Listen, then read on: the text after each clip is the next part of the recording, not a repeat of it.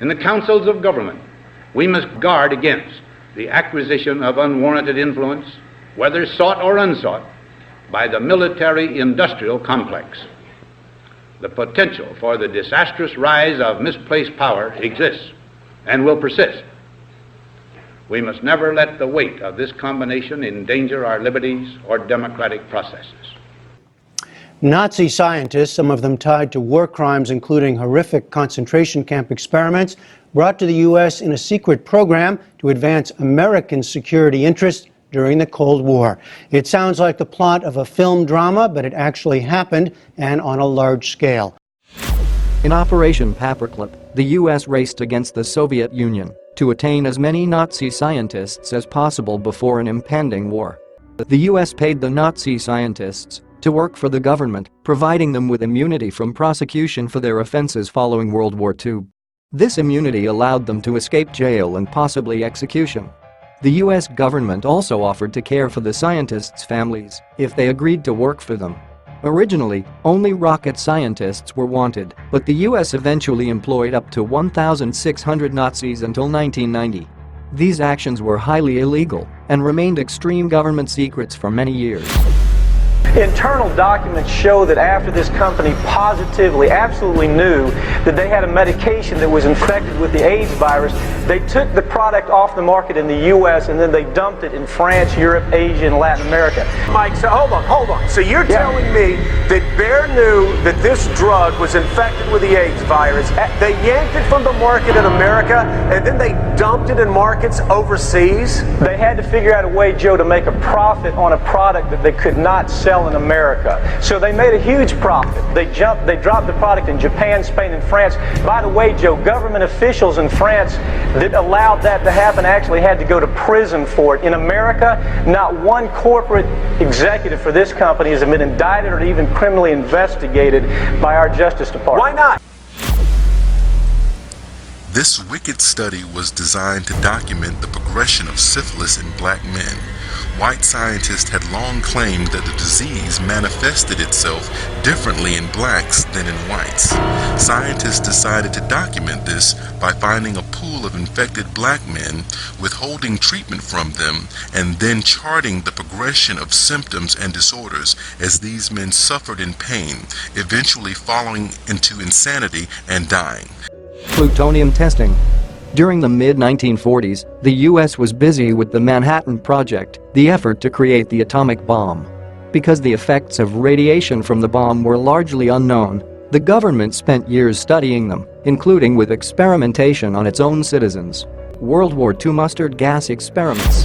During World War II, the U.S. government conducted many experiments on its own soldiers to test the efficiency of gas masks and protective clothing. It is estimated that nearly 60,000 human subjects were used during the studies, mostly Caucasian men. However, many Japanese and African Americans were also used to identify any possible skin differences within the experiment. This next story is so unbelievable we didn't think it could possibly be true. But after receiving thousands of records and declassified reports from the Army, it's confirmed that during the Cold War, the United States military conducted secret tests on unsuspecting people in the city of St. Louis. These Army archive pictures show how the tests were done in Corpus Christi, Texas in the 1960s. In Texas, planes were used to drop the chemical, but in St. Louis, the Army placed chemical sprayers on buildings and station wagons.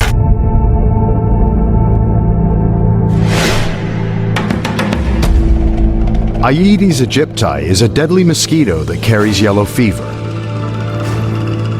Along with its malaria-carrying cousin, it has killed more people than all man-made weapons in history, which made the Americans wonder, could the Russians turn mosquitoes into a flying army of miniature syringes? Nasty little insects, and certainly, weaponizing them could be something that would be useful to the military. It's kind of biological warfare before biological warfare. A third of all people bitten by the mosquito will die. That, in itself, is pretty compelling evidence.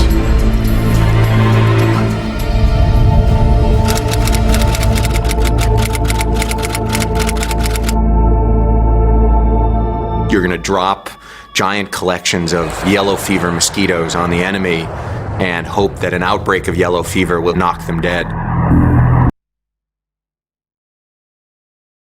Scientists at a biotech company called Oxitec have been investigating a more direct approach. A line of genetically modified Aedes aegypti mosquitoes called OX513A. The goal of this procedure here at Oxitec is to use our mosquito, OX513A, to reduce the population numbers of the Aedes aegypti mosquito in the wild. When released, these mosquitoes reproduce with wild mosquitoes and cause their offspring to die.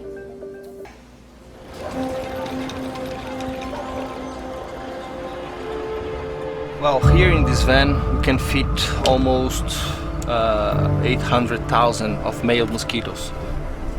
As we go driving through the area, every time the app beeps, we just open one of the spots in here and the mosquitoes will fly around and do their job. Once released, the genetically modified male mosquitoes mate with wild females.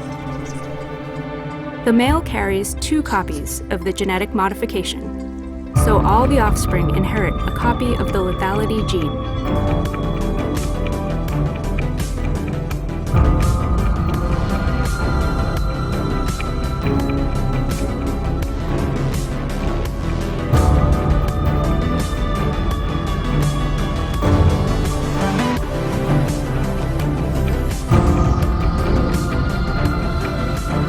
And they're trying to get the word out about his disappearance through the media. He has such a history of being so responsible and dependable that I think that is what puts us all in such disbelief. Cunningham graduated from Morehouse College and earned advanced degrees from Harvard. The 35-year-old CDC scientist reportedly lived alone. His next-door neighbor, Viviana Torrey, says Cunningham said something odd to her husband the day he disappeared. He told my husband to tell his wife, me, to erase his cell phone number from my cell phone. The mystery begins with this report that came out weeks before Dr. Cunningham went missing. Disastrous flu shot is causing deadly flu outbreak. A CDC doctor has warned this year's disastrous flu shot may be responsible for the deadly flu epidemic sweeping the country. Some of the patients I've administered the flu to this year have died, the doctor said, adding, "I don't care who you are, this scares the crap out of me." We have seen people dying across the country of the flu, and one thing nearly all of them have in common is they got the flu shot. Scientists were worried this year's flu season was going to be rough, and their fears have been proven well-founded.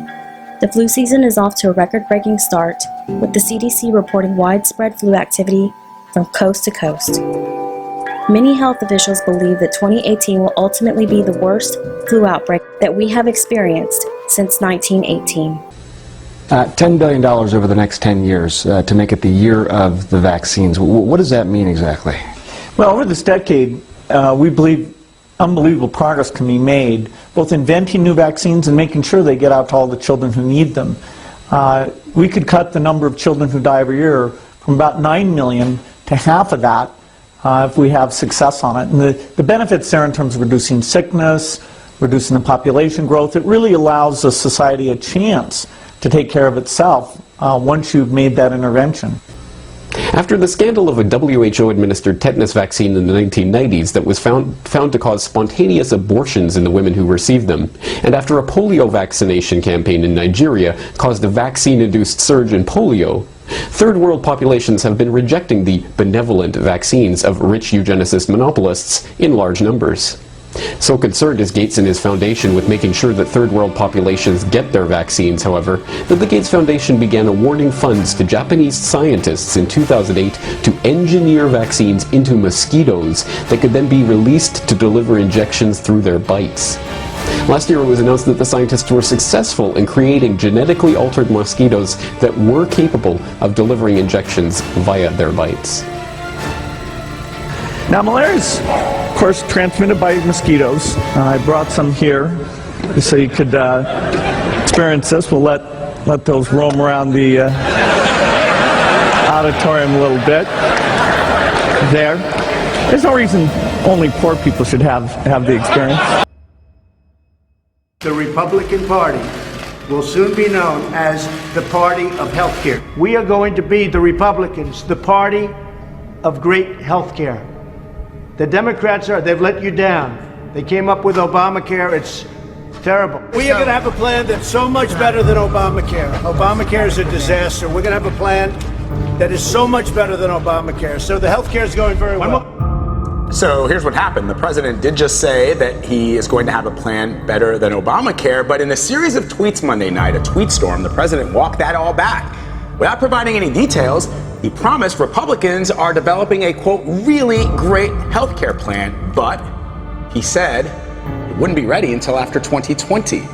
In this edition of the Red and Blue Political Roundup, President Trump now says the GOP will be the, quote, party of great health care. The president made those comments one day after announcing a new Republican focus on the issue. Earlier this week, his Justice Department wrote a legal opinion saying the entire Affordable Care Act should be struck down. Now, that's not sitting well with lawmakers, including some from the president's own party. I'm very disappointed and vehemently opposed. And hard to treat. Still, doctors say it is spreading very rapidly. Doctors here at Nassau University Medical Center say we need to get this under control before it's too late. CDC says a drug-resistant superbug has sickened nearly 600 people across the U.S. More than 300 of those cases have been reported in New York State. The fungus is known as Candida auris, and it targets weakened immune systems. Its symptoms vary based on what part of the body is infected. The bug has also spread around the world. In the past 5 years, cases have been reported in South America, Europe, Asia, and South Africa. It's a deadly, drug-resistant fungal infection called Candida auris. The strain of fungus can cause infections in your bloodstream, ears, and any wounds. According to the Center for Disease Control, the fungus is becoming more common. Trying to identify people coming in with it and then being very aggressive once it's identified in containing that infection and limiting spread. Bill Gates and Chancellor George Osborne visited the Liverpool School of Tropical Medicine today to announce their pledge of £3 billion to help fight against malaria. Well, I'm here in the Northern Powerhouse with Bill Gates, and we're jointly committing £3 billion to eliminate malaria from the world. By using great British science, like we see here in Liverpool, we can not just save lives, but we can create a more secure world. That's overwhelmingly in Britain's national interest, and it's exactly what people want to see our aid budget being spent on. Britain will donate £500 million of its overseas aid budget for the next 5 years, with a further contribution of £140 million from the Gates Foundation. Well, a medical mystery is being investigated in Montgomery County. It's a lung infection that has been linked to water. Health reporter Stephanie Stahl says the illness is rare, but the number of patients is growing. The unlikely victims are white, thin, postmenopausal women who live in affluent neighborhoods around the main line. It's frightening, I think. It's a lung infection similar to tuberculosis that's caused by a bacteria found all over, in soil, the air, and mainly in water. This is in all of our water. We're all exposed to it every day when we take a shower. This is being researched very extensively right now. Mainline health pulmonologist Leah Landy does not want to cause unnecessary hysteria, emphasizing that the lung infection called non-tuberculous mycobacteria, or NTM, is very rare. She treats about 100 patients a year. Symptoms include a cough and fatigue. All of this white area, that's all infection and inflammation. A study from the American Thoracic Society and NIH in 2012 identified 7 significant clusters of NTM around the country, one being the greater Philadelphia metropolitan area, with significant clusters found in Montgomery County. At the end of the day, you're thinking, have you hurt yourself by drinking water? Karen McCarthy, who lives in nearby Westchester, was diagnosed with NTM in May. Now you have to live on antibiotics. Until next September or October. She's installed a special water filter, careful to avoid re-exposure. The 54-year-old struggles with fatigue and respiratory issues, but makes sure to stay in shape, which ironically made her more susceptible. Were you shocked when you found out that being healthy and fit put you at risk for this? Oh, absolutely. The NIH report also noted that most NTM patients had higher education and income levels, with the infection being difficult to identify. The diagnosis is tricky. It often is delayed. There's often, I'll see patients as well others that have been undiagnosed for several years. Dr. Landy says the bacteria can be especially dangerous when it's aerosolized in the shower or from a humidifier, even with dirt that blows in the air. I didn't know what NTM was. I didn't know how to pronounce it. Philip Lippman says he learned fast after his wife, Fern, was diagnosed. They lived in another NTM hotspot, Florida. The lung infection eventually killed her. She was such an amazing person, but she's in my heart. She's with our children. But not everyone is at risk. Doctors say African Americans and people who are overweight tend not to get NTM, but this bacteria that causes it is everywhere. So the question is, why do only certain people get the infection? It's called the Centers for Disease Control, but there are serious concerns tonight about how well the CDC controls dangerous germs at its own labs after yet another safety lapse. Today, the CDC says it mishandled a shipment of deadly flu virus. This comes after a mishap involving anthrax and the discovery of smallpox virus that was misplaced at the National Institutes of Health. The head of the CDC today, Dr. Tom Frieden, said, quote, he was astonished at the latest breach and angry. Here's Dr. John LaPook. For the third time in a month, the CDC acknowledged deadly pathogens were handled incorrectly in government labs. CDC Director Dr. Tom Frieden. So I'm upset, I'm angry, I've lost sleep over it, and I'm working around the clock to make sure we do everything possible to resolve it. In the latest case revealed today, CDC workers somehow lost track of samples of the dangerous H5N1 influenza virus. The virus wound up being added to a shipment in March from a secure CDC lab in Atlanta to one run by the U.S. Department of Agriculture in Athens, Georgia. The CDC says both facilities are highly secure and nobody was ever at risk. This comes just after 60-year-old vials of smallpox virus were found in a cardboard box at this NIH building in Maryland. Test results revealed today showed some of the virus is alive.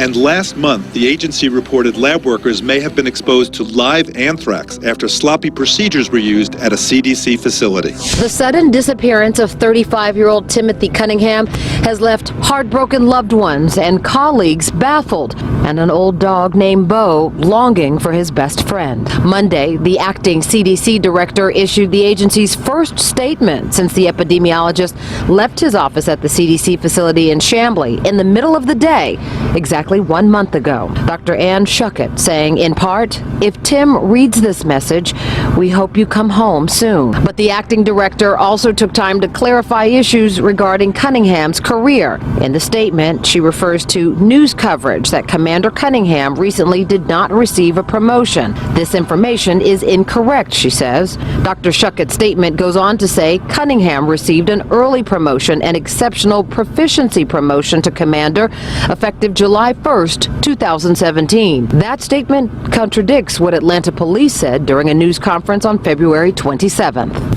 I think that it was pretty consistent that he was definitely upset. He told several co-workers that he was and that he was expecting this promotion. So we don't have any doubt that he was upset that he didn't receive the promotion. Last week, Cunningham's father released these photos of New York City after that rapid spike in cases of the measles. We have a situation now where children are in danger. Officials mandating vaccines and issuing fines up to $1,000 for anyone who doesn't comply. Drastic measures to curb a dangerous virus now surging at near record levels. 465 cases in 19 states.